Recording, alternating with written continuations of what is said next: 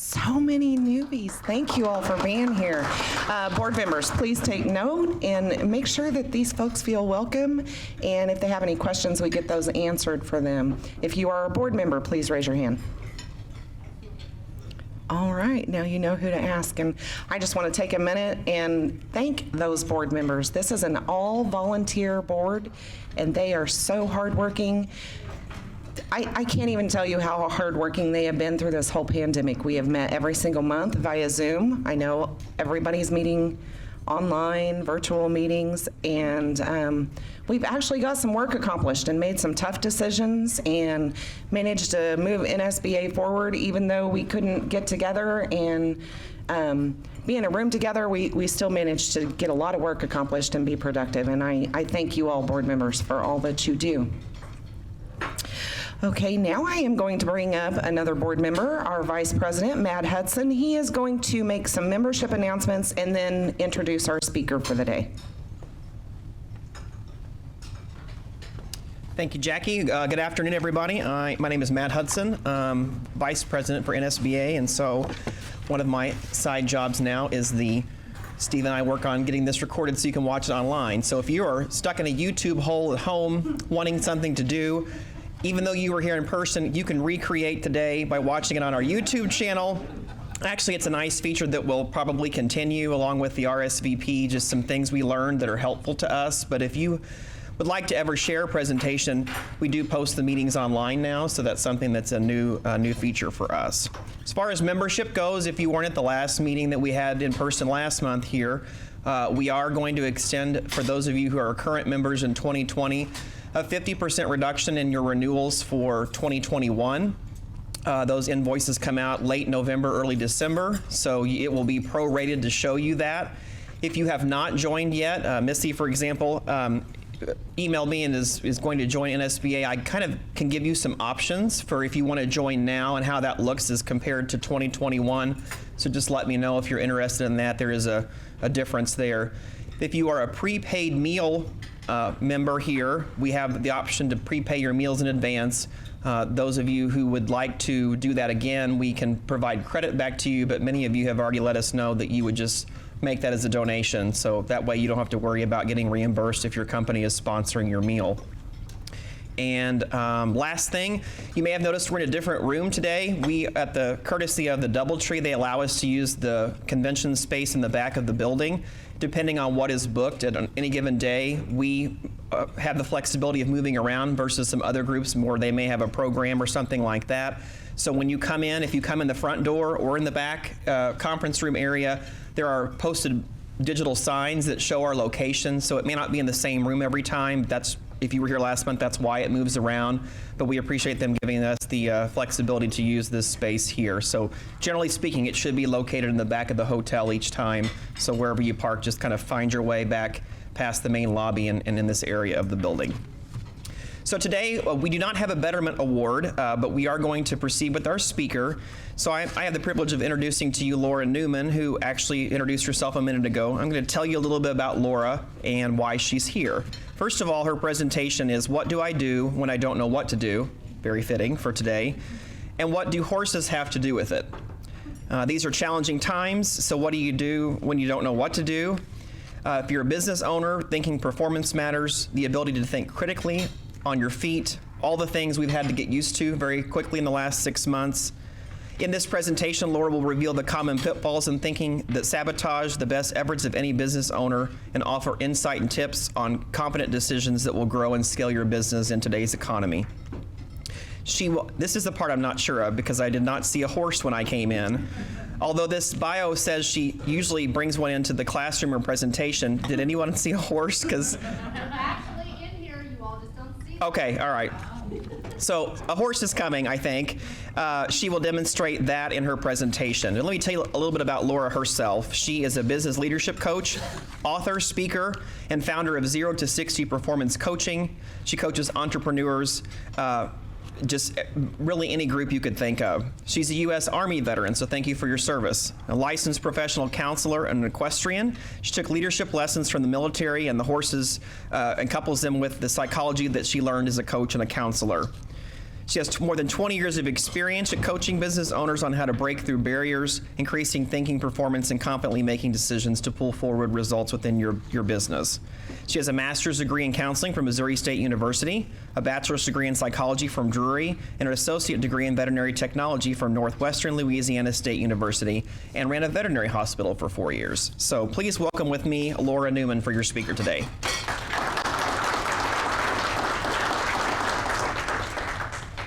Try not to trip over any equipment here. I'm gonna set this. Do you mind if we scooch this over? There, I think that will work. Perfect. All right. I promise you, I do have horses in here. Now, for my participation people, I'm going to have a prize today. If someone seems to be a really good participant, I'll give you a copy of my book. How's that sound? Is that a deal? That's great. I forgot the chocolates at home, sorry. And then I'll break out the horses. How's that sound? Good? All right.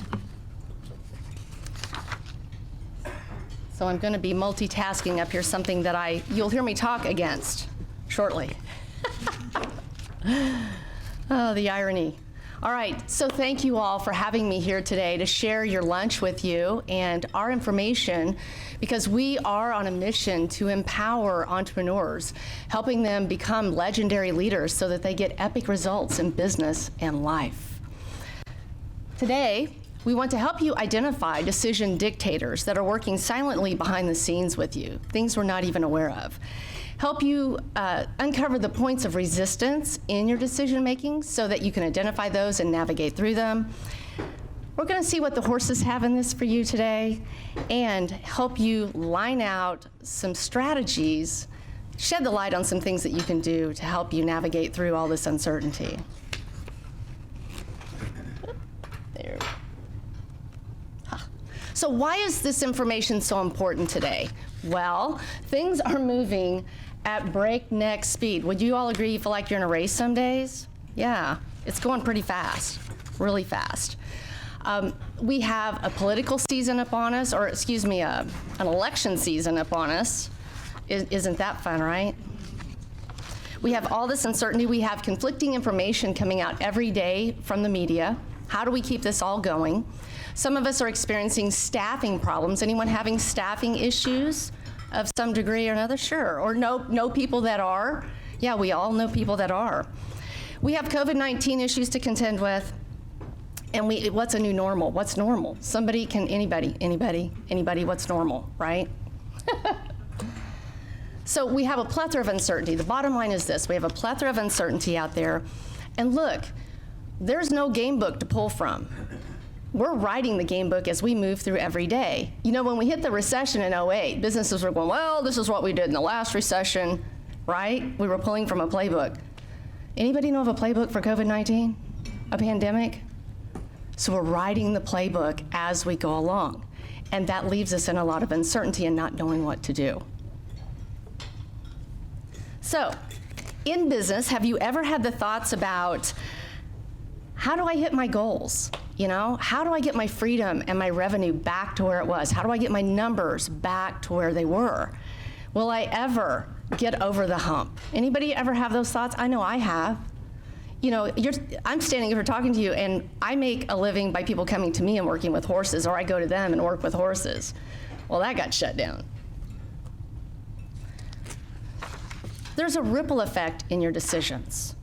Every decision that you make impacts money in some way, shape, or form.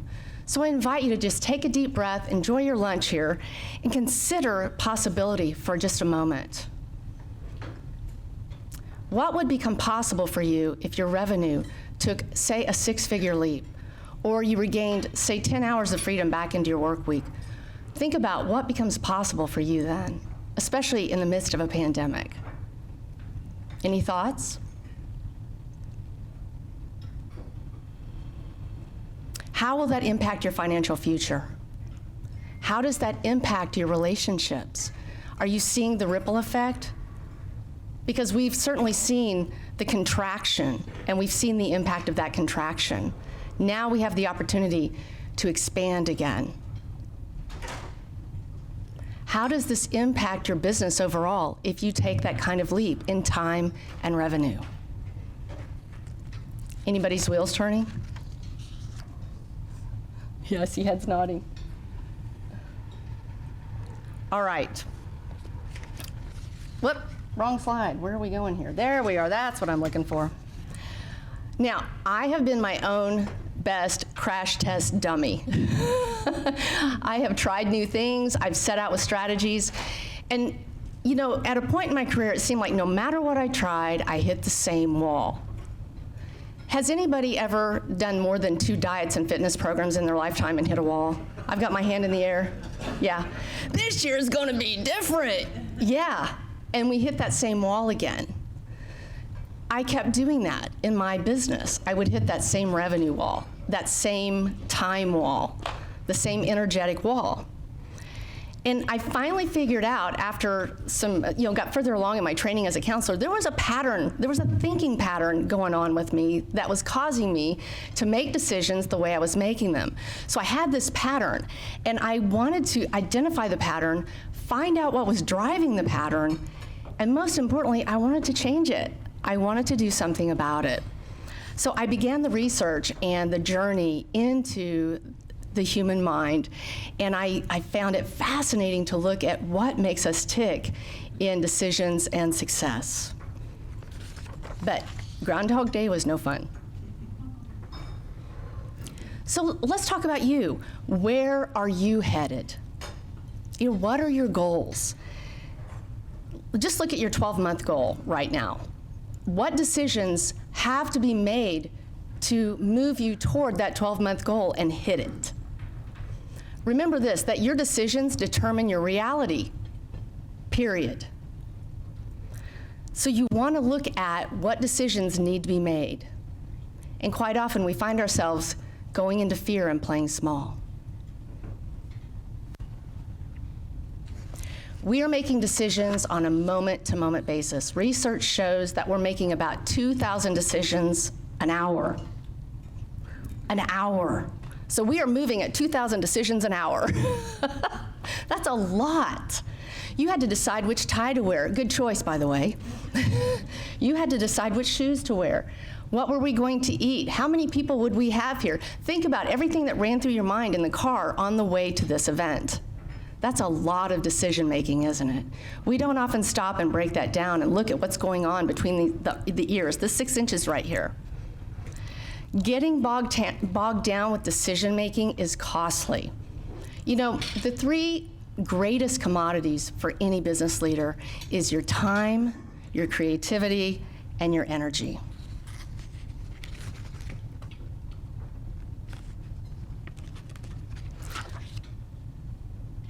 Right way, everything's a right way, isn't it? Or do we go into right and wrong? Why do we get caught up in the Groundhog Day effect anyway? You know, every January, what do? Well, we're gonna start that diet again. We're gonna join the gym again. We just do. And until we become aware of the thinking patterns and learn to navigate through them, nothing changes. It's Groundhog Day over and over and over. So let's just have a look at some of the common thinking patterns and dynamics that keep us stuck in our Groundhog Day. There are points of resistance in our emotions and our thinking patterns. And these are actually growth inhibitors in business. And if we don't become aware of them and learn to navigate through them, they become our decision dictators. Okay, anybody have decision fatigue lately? This is the first thinking pattern that I want to talk about, decision fatigue. That was huge with COVID-19. I remember the day we went into shelter in place. Oh my God. I went into overdrive. My phone's ringing. Business owners panicked all across the country. And I had to go into hyperdrive and educate myself. I experienced decision fatigue quickly, and so did they.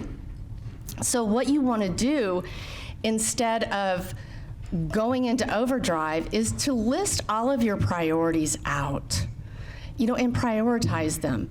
And really, take your top 3 critical decisions of the day and make those decisions when your energy is highest, because you'll make the best decision then. I know for me, after about 3 o'clock in the afternoon, do not ask me anything more than what do you want for dinner? Because does anybody remember Bill the Cat? My brain feels like Bill the Cat at that point. I know that I have to make those critical decisions probably before about 10 a.m. because my energy is highest at that point. Squirrel, y'all remember that from the movie Up? Yeah, distractions are costly. We are distracted. Well, research is showing us that we actually have about 5 times more information coming at us today than we did in 1986. That's a lot of information. I remember when we went from from mailing to faxing. Do y'all remember that? And we were all like, oh my God, information's speeding up. It was great and it sucked. Now everything's on the internet and now we can't keep up with that and it just keeps getting faster. So we have a lot more information flying in our brains and it wears us out. It really is fatiguing to the brain. So when you're making your decisions, you want to make the important decisions in an environment that doesn't offer distractions. You don't turn your phone off, put it away, get away from the computer. I'm just curious, how many of you have gone to Facebook maybe to post something in your business page and then 30 minutes later went, why did I get on Facebook? Yeah. Guilty. So we have to watch the distractions. We can waste 30, 60 minutes posting on Facebook, and we end up going, can you believe they said blah, blah, blah, Or isn't that really cool? I gotta look on Pinterest. So eliminate distractions. Oh, multitasking. Do we have any multitaskers in here? Some of you may be checking texts or emails right now. No judgment here. Just saying. Multitasking is not effective. It's actually a false belief. It's a trap because we think, well, I can get more done by multitasking. No, you cannot. Research already shows us that we are not effective because we're not focused on one thing. What you really want to do is focus on that one thing, move it forward to where you can let it go, or complete it, and then move on to the next thing. I'm always urging my clients to take the top 3 for the day. If you get those 3 things, move forward by lunch, great, pick something else up. Don't have a bunch of open projects. It fatigues the brain, and it's actually less productive. Now here's the biggie, emotions and thinking patterns. Emotions play a huge role in decision making. And so when we go into overwhelm, usually what's happened is fear triggered it. Something happened where we didn't know, and the storyline begins. You see, we're predators, so we are hardwired to look for threats. We will look for the reasons why we can't, we won't, or we shouldn't, or couldn't, far more than we will look for the one reason why we can. It's a natural tendency because of the way we're hardwired. And so it's a process of retraining your brain to think differently, to perform differently. When you catch yourself caught up in that fear loop, then you can bring yourself back. Now, it's not entirely your fault. There's no judgment in this. What happens is we're usually functioning up here in the frontal cortex of the brain. When you feel the fear or have the uncertainty come at you, we shift our thinking to a different part of the brain. Now, some of you have probably heard it referred to as the reptilian part of the brain, the lizard brain. I call it the monkey mind, but it's really the amygdala. And when we go there, then we kind of move into that survival mode. Does that make sense to everybody? So it's suddenly about survival rather than a logical decision. And what you want to do with this is breathe and trick your nervous system, not trick it, but calm it down.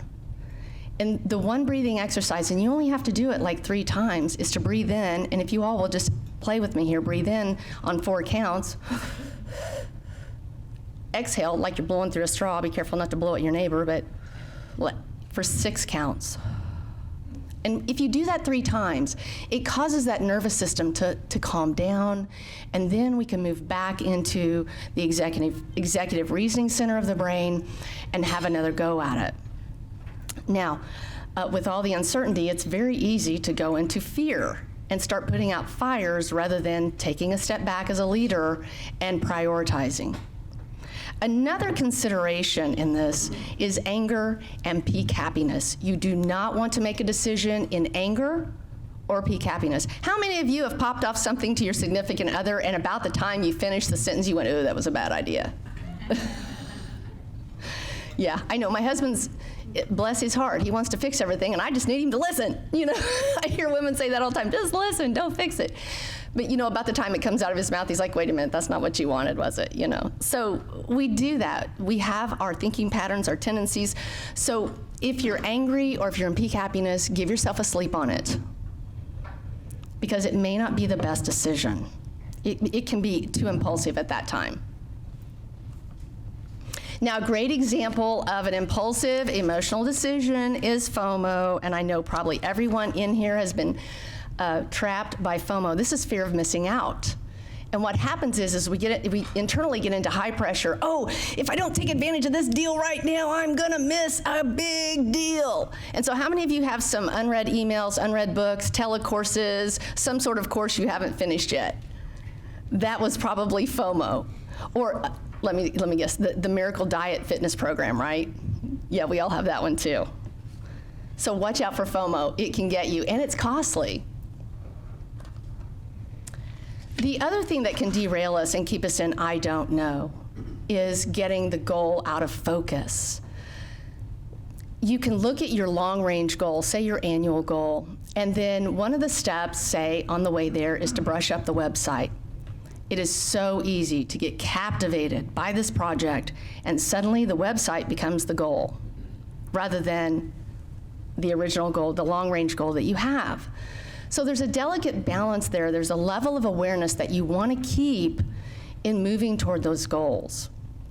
I always suggest to have an accountability buddy, a coach, or someone that's helping you remain focused on your long-range goals. Someone that can just remind you, maybe you meet with them periodically to remind you of the steps you need to take. Analysis paralysis. Oh my gosh, making a bedspread out of a doily. This is what we do. We start worrying about what other people are thinking. We start procrastinating. Any perfectionists in the room?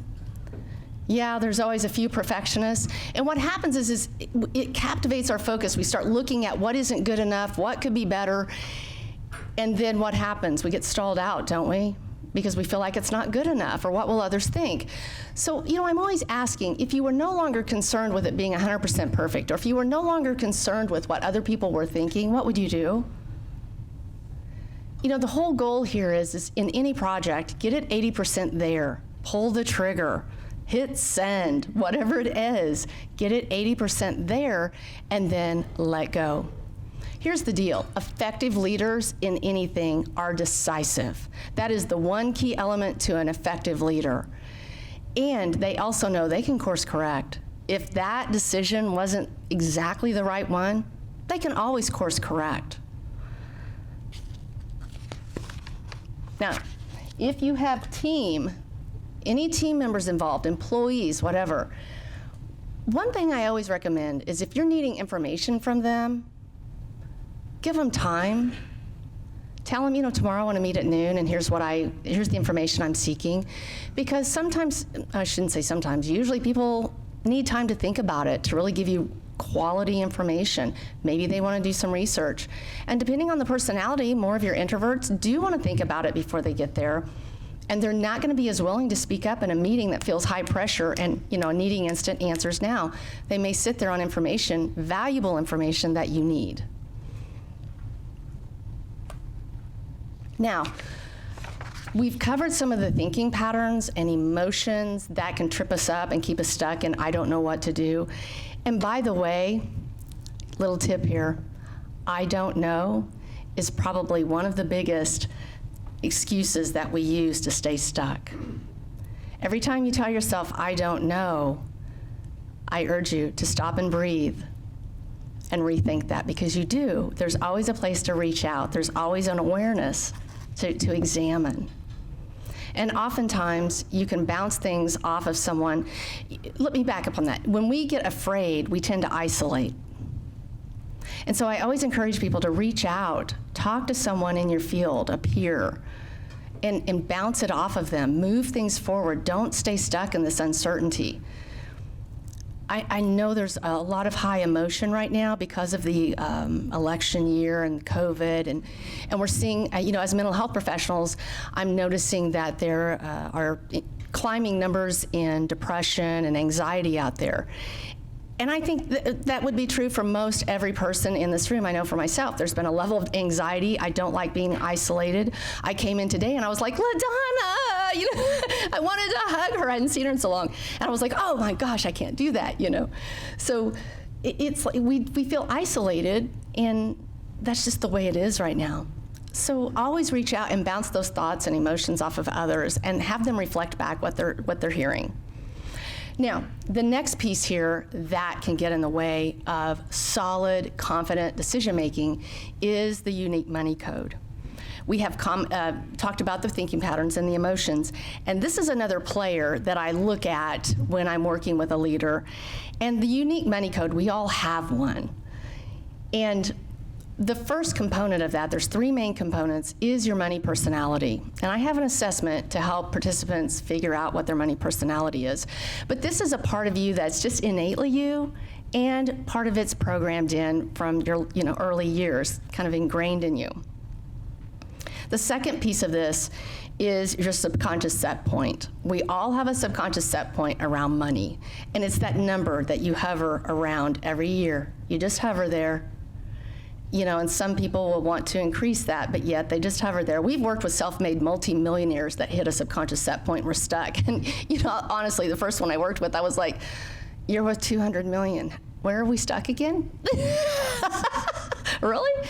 But they do. They get stuck. And it's just numbers. When you stand back and look at it, it's just numbers to the left of the decimal.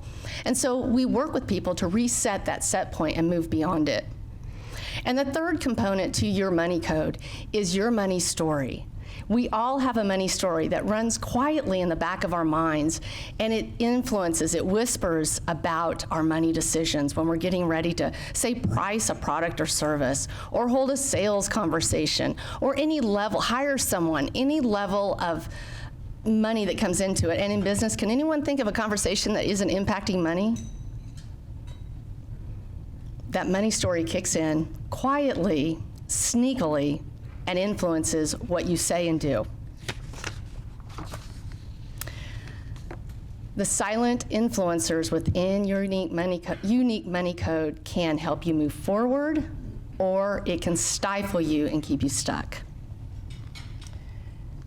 So what I enjoy doing is working with business owners to help them increase the revenue so they can lead teams with ease and experience more freedom. Uncovering those silent decision dictators empowers business owners to go ahead and do that.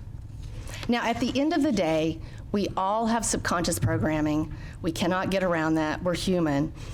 And it is playing a constant story. There's a stream of thought going through your head all the time. I mean, if your mind went blank, how would you know?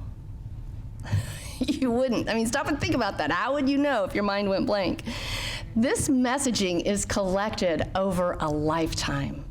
And it comes from the experiences we have in life as well. And we start mirroring that out in the story we tell ourselves. All right, so now that we've identified what muddies up our decision making, what muddies up our forward movement, and keeps us stuck in the not knowing, because we really do know. And look, if you don't know, don't you know somebody that might know? Right? It's about connecting and getting out and talking to people. So in today's climate, we are not going to muscle our way through this and just work harder. This is not, it's already proving not to work in COVID-19, emerging out of this. We're going to have to think our way out of this paper bag mess we've got going on.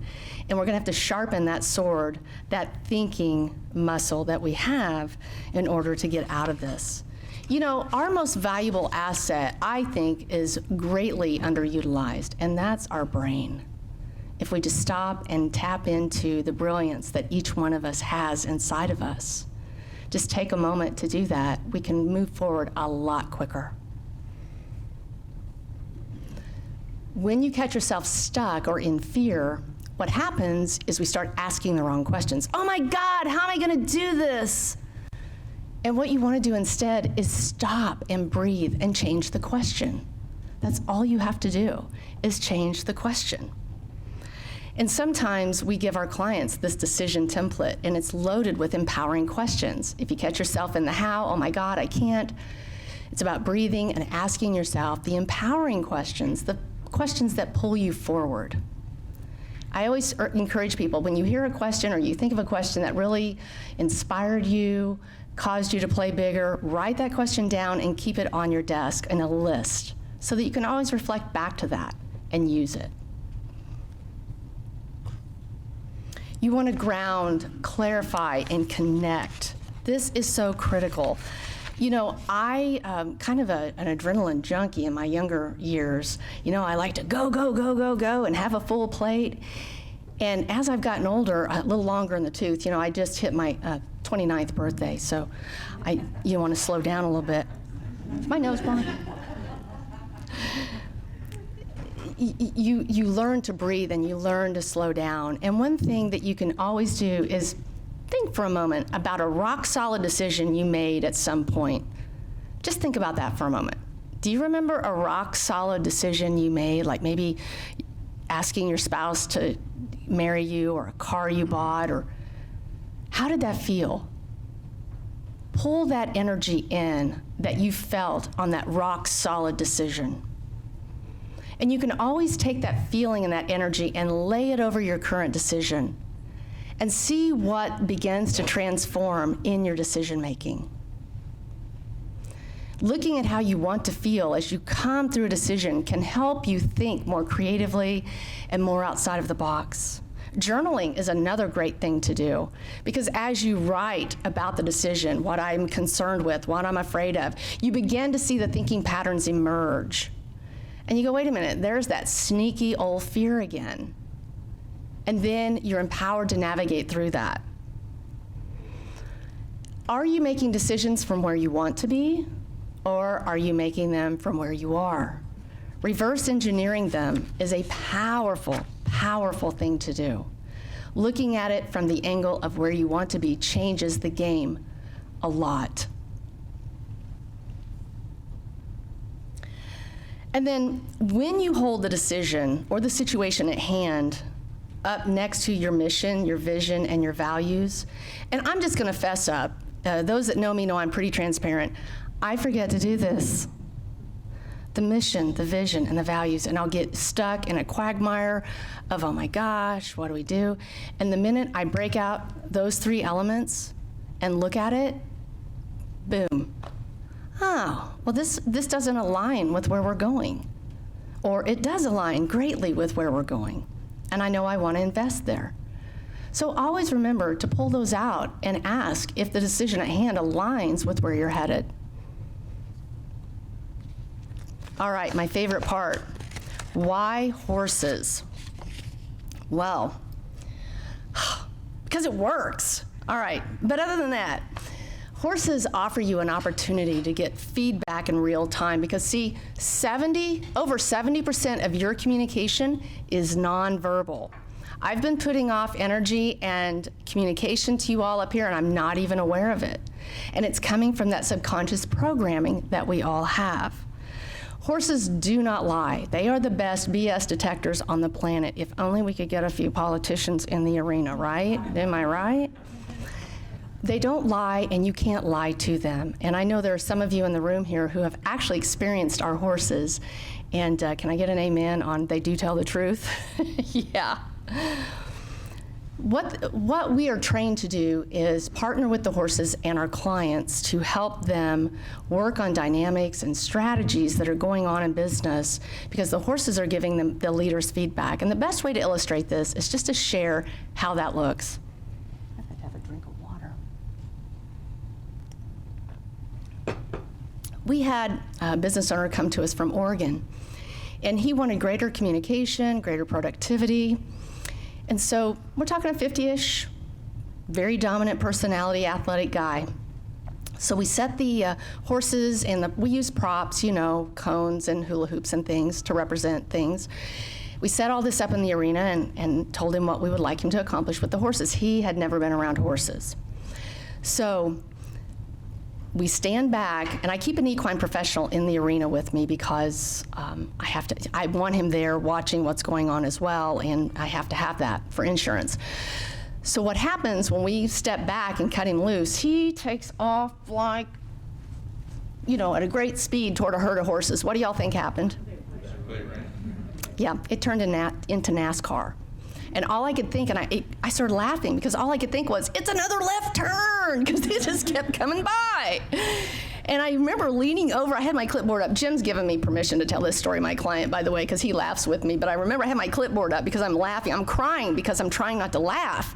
And I leaned over to Tim, who was always stoic, and I said, is he chasing those horses? And Tim's like, yeah, he is. Okay, so finally I stopped him. I said, Jim, what's going on out here? And he goes, they won't do what I want them to. Are y'all seeing a pattern emerge? So we gave him an opportunity to get a drink, let the dust settle so I could see what was going on out there, and let him go again. He got it done quickly because business owners are resourceful. We're smart, right? Or we wouldn't be in business. He got it done, and he came back and said, I learned more about communication from those horses than I have in any classroom, because the feedback was real. He had to modulate that energy. He felt like he was chasing his people a lot. So he learned how to communicate more effectively in a nonverbal manner, more so than verbal. And then the other story that I just love to share, makes people laugh, is about a business owner that came to us from Little Rock. And he was in our pasture setting up his business model. The horses were all around. He set things up, and he picks up a piece of paper and he writes employees on it.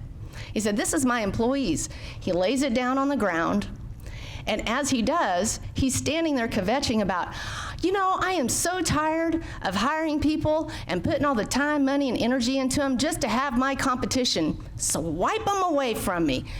I am telling you the truth, as God is my witness up here, my horse walked up slowly, picked up the employees, crumpled it into his mouth, and swallowed, and slowly walked away. He turned around and he goes, see what I mean? And it was a wonderful moment because an employee retention program was born right there. And I said, all I had to say was, you know what I find most interesting about this situation is the fact that you watched him walk up, you watched him lower his head, you watched him slowly eat your employees and slowly walk away, and you did nothing. And suddenly the light bulb came on. Now, for you and me standing on the hind side of that looks simple, doesn't it? But you know what? When you're a business owner and stuff's flying at you like, you know, one of those machines throwing balls to you all the time, if it gets out of whack, you don't see it, and you don't stop and do the important things. So that's what horses give to us as humans, as leaders. They're very powerful in equine-assisted psychotherapy as well. Many of my colleagues offer that. So horses show you how. They show you where you're holding yourself back. They show you how to navigate through. They show you where you're not communicating. And this is effective. We work with leaders in decision-making, process integration, relationships, team building, leadership development. Horses help you get an objective point of view. Now, I am very well aware as a mental health professional that humans, it's almost impossible to be objective because we have so much of our own agenda running through a filter. However, we have some powerful exercises with the horses that can help you see situations from someone else's point of view. And that can be powerful. When we relax the brain, if we're stressed or if we're in fear, we cannot see it, we're in survival mode. When we are relaxed, we can work from a creative side of the brain. And the research shows us that when people get in the presence of these large animals, they relax, typically. I've had a few attorneys not so relaxed because they'd never, stepped foot near a horse. Not picking on attorneys, by the way, just was the situation. The other piece of research that I have found is that humans also relax when they're outside amongst trees. That helps us relax. So I have a couple of things going for me in my work. We have a lot of trees and a lot of horses. So it really helps the brain relax and move into creativity. So solutions suddenly become simple. It's like someone turns on the light and you go, oh my God, that makes so much sense. Finally, empowered thinking gives empowered actions. Empowered actions come from empowered thinking. It is critical that we think critically. Don't believe everything that you think. Challenge it. See if it's really true, because it may not be true. All right. I did want to put my information up here. If anyone would like to, I'm willing to hold a conversation. I'm not going to charge you or try to twist your arm, throw you on the ground, and talk you into something. If you have questions about it, maybe you want to know what your money personality is. Hey, contact me. I'll send it to you. We'll go over it. We'll have some fun with it. I love referrals. I feel like the more I educate people, the more I help people, the better off we all are. We've got to help each other out of this little COVID-19 mess, and I'm minimizing that. This little COVID-19 mess. We're gonna get through it together. I know we are. So, do we have time for a horse session? Okay. 5? All right, we're gonna work fast. Give you a card. Make sure I get these cards back, please. Just pass out a few here. Here. You want to play? Can't win if you don't play.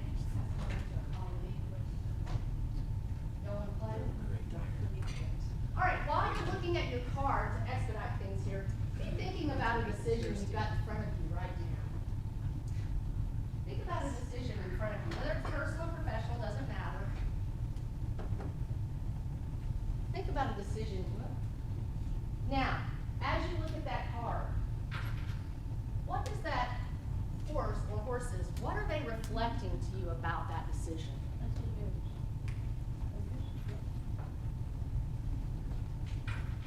Anybody want to share what their horse or horses are reflecting to them about that decision? All going the same direction. Ooh, all going in the same direction. And what about going in the same direction? Could be the wrong direction. Or? Could be the right direction. Yeah, so what is it you need to believe in order to go in that direction? Just a thought.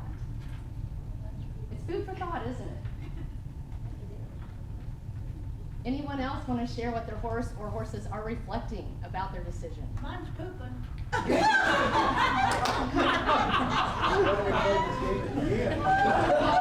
So, my question might be, do you need to lighten your load? Do you need to travel a little lighter, maybe? Just saying. That I can't do it alone. You can't do it alone. Nice. As far as the situation that I'm thinking of, there's someone I need to take under my wing. So that's what that card is reflecting for you? Nice, nice. What? Head up, focus forward. Head up, focus forward, yeah. I think mine's the opposite. Or sometimes you are out there on your own and you just gotta go ahead and make a decision. Make a decision. Yeah. Isn't it amazing how we can look at a picture of something and get so much information out of it? I mean, if I had more time, I would love to draw this out, especially the pooping horse. A lot of meat there. And you know what? We've had sessions where the horses walked up, first thing they did was raise their tail and, stuff fell out. And there's always something in it for everyone. Now, I'm going to be the first to admit that it's far more powerful when you have a live, horse moving around and is responding to your energy. And since COVID-19, we've done a lot of this type of work. I'm actually working with Steadfast Steeds in Colorado. They have wild Mustangs off the range, and so I have them put those horses on camera, and now I'm processing my clients in sessions with live horses. They're Mustangs, actually. And that's been very powerful. We're trying to raise awareness about the Mustangs as well. That's my hidden agenda. I think there's a plight there that needs some attention, but it's wonderful. They're very responsive. It's amazing how when a client or a group starts talking about a dynamic like everybody going in the same direction, how those horses actually respond and the conversation, the coaching that comes out of that. Thank you all for having me today. Please make sure I get the cards back. I've enjoyed this, and I'm happy to answer questions.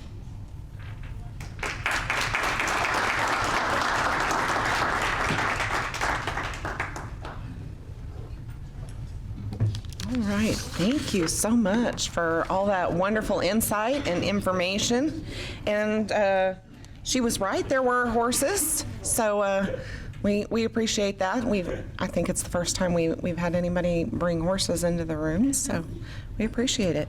I want to remind you that our 50th anniversary celebration that was supposed to be in June, and then it was supposed to be this month. The board has decided that will be in 2021 at some point. We'll be 51. But it'll be big, it'll be huge, it'll be exciting. We don't know what it'll be yet. But as soon as it's safe to get together and we're expecting probably 300 or more people to be out at that event, and probably more than likely at one of our park partners.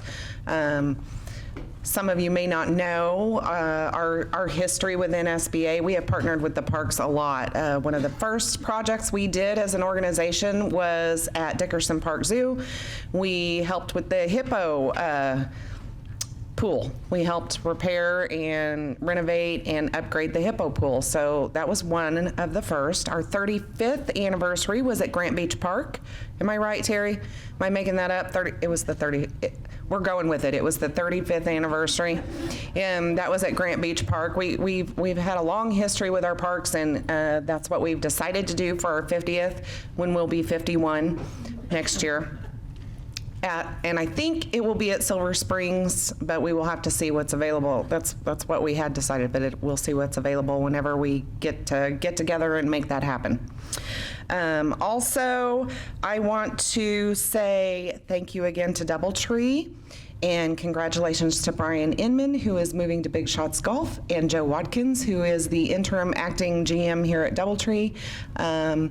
We appreciate that, and Jordan Canifax, who is on our board, and she makes sure that we have food when we come here. And I know somebody had asked Rita at the table about the menu. We used to publish the menu ahead of time. We don't do that now. We just let the chef here decide, and it's always good, it's always wonderful, and we don't know, it's a surprise, kind of like our 50th, 51. It's a surprise when we get here, but it's always great, always wonderful. That's what NSBA does. We always make it work, we make it happen, and we appreciate Doubletree and their support in making things happen. All right, I just want to thank you again. You're welcome, and we need to give away the book. Who was the first one that responded with the horse card? Who responded first? Greg. Who? Greg Stevenson. Oh, yeah. Right there? Oh, okay. You're the winner of the book. All right. Okay, for those of you who are going to watch this later, I don't like being on video. But for those of you who are going to watch this later on YouTube or our Facebook, Greg Stevens just won the book from our speaker. Is it still up here? Did you? It is. It is. This book, do you all see it out there in virtual world? Congratulations, Greg. And thank you again for coming today. I appreciate every single one of you for joining us and for coming out and interacting and eating lunch safely with us. And we will see you again next month.